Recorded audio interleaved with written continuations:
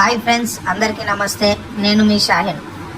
ఈరోజు ఈ వీడియో చేయడానికి గల ప్రధాన కారణం ఏమంటే, మన రెండు తెలుగు రాష్ట్రాల్లో ఎడతెరిపి లేకుండా దాదాపుగా 3 రోజుల నుంచి వర్షాలు కురుస్తూనే ఉన్నాయి. కాబట్టి మనం జాగ్రత్తగా ఉండడంతో పాటు మన పిల్లలను కూడా చాలా జాగ్రత్తగా చూసుకోవాలి.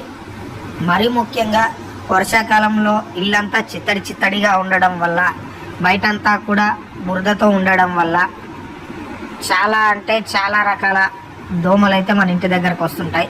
ఈ దోమలు పిల్లల్ని కుట్టడం ద్వారా వారికి అనేక రకాల ఆరోగ్య సమస్యలు తలెత్తే అవకాశం ఉంది. కాబట్టి మనం ఆరోగ్యం దెబ్బతిన్న తర్వాత ఏం చేసినా ప్రయోజనం ఉండదు. కాబట్టి మనం ముందుగానే జాగ్రత్తలు తీసుకోవాలి.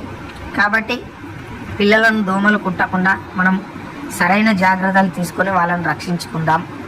అదేవిధంగా